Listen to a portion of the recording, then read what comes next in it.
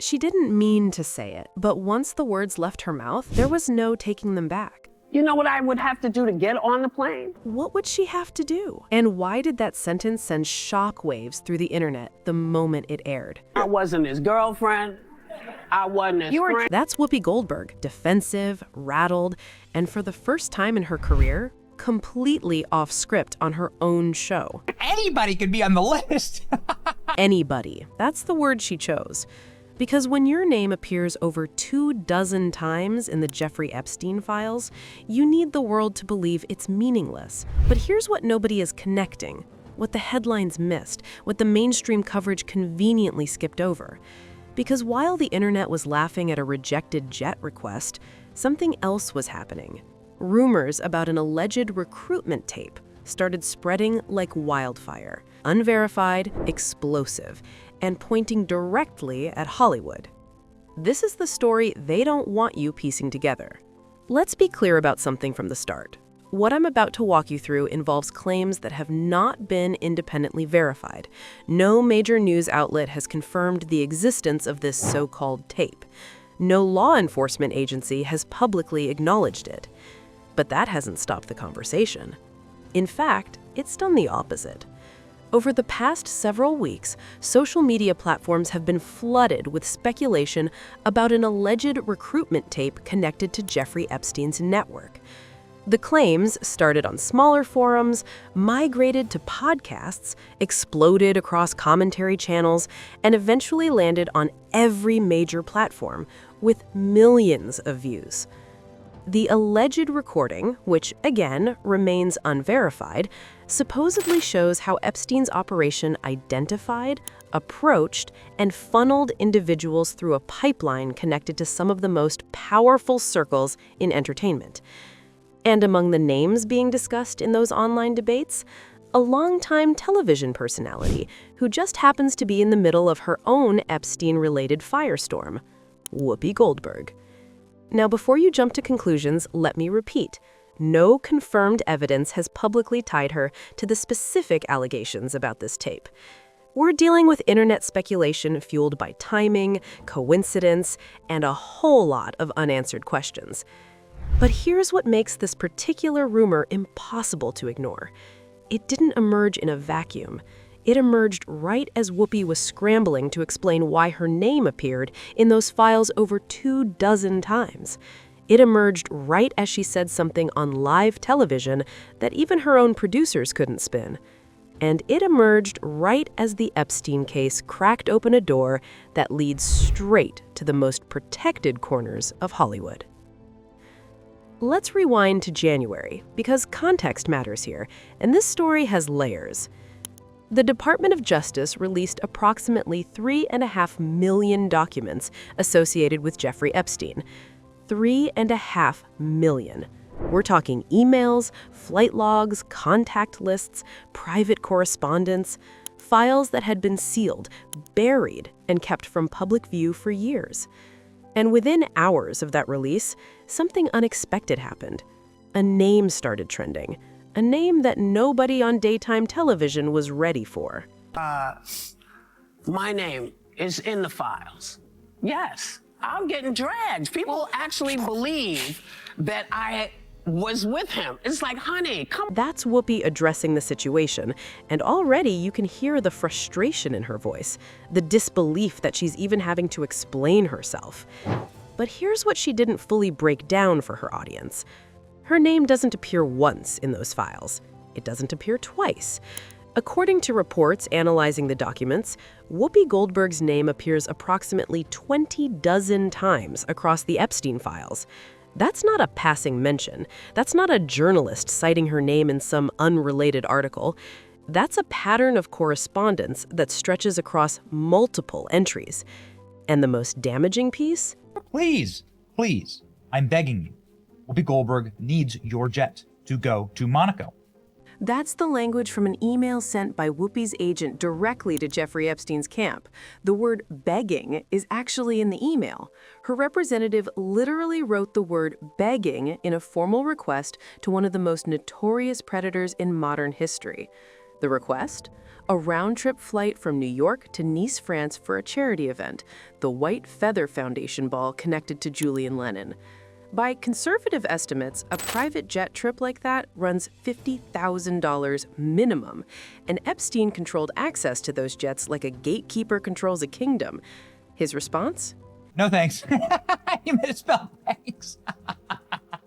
He misspelled thanks, but he said no. Jeffrey Epstein, a man who used private jet access as a tool of power, manipulation, and leverage, looked at Whoopi Goldberg's request and passed. And that detail alone sparked a wave of questions that haven't stopped since. 2 weeks. That's how long The View stayed silent after the files dropped. 2 weeks of Whoopi's name circulating across every platform, every commentary channel, every group chat in America. And then, finally, they addressed it. But here's what you need to understand about how that moment was handled. It wasn't organic. It wasn't a candid, unplanned conversation between colleagues. Watch the tape closely and you'll notice something. The responses are too clean. The deflections are too smooth. The jokes land exactly where jokes are supposed to land when you're trying to kill a story with laughter. If the story was about a bus, maybe, but it's like, That joke, the bus line implying Whoopi takes public transportation and wouldn't need a billionaire's jet, was rehearsed. It appeared twice in the same segment, word for word. That's not comedic spontaneity, that's message discipline. Someone wrote that line, someone approved it, someone ran it like a play designed to make the whole thing seem ridiculous. But in between the scripted deflections, something slipped through. You know what I would have to do to get on the plane? What would she have to do? She never finished that sentence. She never explained what getting on that plane would require, and her co-hosts jumped in immediately to redirect, almost as if they knew she was veering into dangerous territory. Listen to that again. That's not a coherent response. That's verbal interference. That's a co-host desperately trying to steer the conversation away from wherever Whoopi was about to take it. And the internet noticed, because that half sentence, "you know what I would have to do," became the foundation of every conspiracy theory that followed. This is where the unverified claims enter the picture, and I want to be extremely careful here because we're walking into speculation territory. According to online discussions that have spread across multiple platforms, an alleged tape exists that supposedly documents how individuals were recruited into Epstein's network. The claim suggests this recording shows a pipeline, a system for identifying people with influence, approaching them with offers too good to refuse, and gradually pulling them into circles they couldn't easily escape. The rumor specifically mentions Hollywood as a focal point. Now, has anyone produced this tape? No. Has any credible journalist confirmed its existence? No.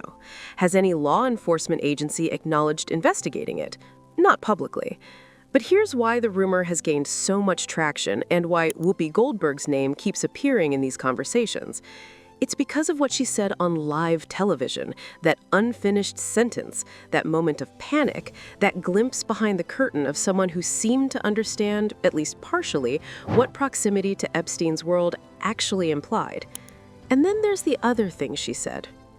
You were on the island? I was, apparently, I don't know. They said I was on the island. They said, I'm like, I don't go anywhere. She's denying the island, fine, but notice the framing. She doesn't say nobody was on the island. She doesn't say the island story is fabricated. She says she doesn't go anywhere. That's a personal denial, not a blanket denial, and in legal and rhetorical terms, that's a very specific kind of deflection. It's the kind of deflection that leaves room for other people to have been there, even if she wasn't. Let's talk about what the online speculation is actually suggesting, because this isn't just about one person or one denied jet request. The theory being discussed across forums and commentary channels proposes that Epstein's operation functioned like a pipeline. You start with access, private jets, exclusive parties, charity events that require the right invitation and the right connections just to walk through the door. Then you move to documentation. Everyone who enters gets logged somehow. Emails, guest lists, photographs, correspondence. The files that were released, according to this theory, are just the visible portion of a much larger archive. And finally, leverage. Once you're documented, once you're photographed, once you've attended enough events and accepted enough favors, you become part of the system, whether you realized it or not. The recruitment tape rumor fits into this framework. The alleged recording, if it even exists, would theoretically show how this pipeline operated at its earliest stages, how potential recruits were identified, how they were approached, and how they were gradually integrated into a network that served Epstein's interests. Now, none of this has been proven. We're dealing with internet speculation layered on top of very real documents that have already revealed disturbing patterns. But the reason Whoopi's name keeps surfacing in these discussions is because of the documented evidence that does exist. Her agent begged for access to Epstein's jet. That's confirmed. Her name appeared 22 times in the files. That's confirmed. She attended events in the same social ecosystem where Epstein operated. That's confirmed. There are photographs. She was there. Maybe not on the island, maybe not in the most damning locations, but she was in the world. She was adjacent, and adjacency, in this story, keeps meaning more than anyone wants to admit. Here's the part that the mainstream coverage missed entirely. While everyone was focused on the jet request, while everyone was laughing at the optics of Epstein rejecting Whoopi Goldberg, she did something that slipped past most observers. She pointed sideways. She's deflecting upward and sideways simultaneously, pointing at Trump with one hand, gesturing vaguely at other powerful figures with the other. But here's what that deflection reveals. She knows there are bigger names in this story. She knows she's not the most embedded person in those circles. And whether consciously or not, she confirmed that the real attention should go elsewhere. The question is, where? Because while Whoopi was generating headlines, another name connected to the Epstein universe was sitting quietly in those same documents, less obvious, more structural, and far less discussed: Oprah Winfrey. Sarah Ferguson, the Duchess of York, is a documented figure in the Epstein files, and according to those documents, she sent Epstein a direct email before appearing on Oprah's show. Read that again. She's asking Epstein how he wants her to answer Oprah's questions. That means the Oprah interview, which millions of people watched as a moment of accountability, was potentially shaped by Epstein himself behind the scenes. That answer came from Epstein. It landed in an Oprah Winfrey interview, and at no point in the aftermath did Oprah address that her interview with Sarah Ferguson may have been quietly coordinated by the very man she was supposed to be holding accountable. Let's be precise here, because this isn't about vilifying anyone based on association alone. But when you start connecting the documented evidence, not the rumors, the documented evidence, a pattern emerges that serious people are no longer willing to dismiss as coincidence. Harvey Weinstein. For years, Oprah was publicly warm toward him. Red carpets, industry events, the kind of proximity that in retrospect raises uncomfortable questions about what was known and when. That's singer Seal calling it out directly. R. Kelly, Diddy, Harvey Weinstein, and now the Epstein adjacency through the Sarah Ferguson email. Each one individually explainable, each one together a pattern that demands questions nobody in mainstream media seems willing to ask. And this connects directly to the recruitment tape rumors, because if Epstein's operation functioned as a pipeline, if it worked by attaching itself to credibility, using trust as a shield, making predatory networks look legitimate through proximity to powerful, trusted figures, then the people around him weren't just socialites who happened to cross paths with a bad guy.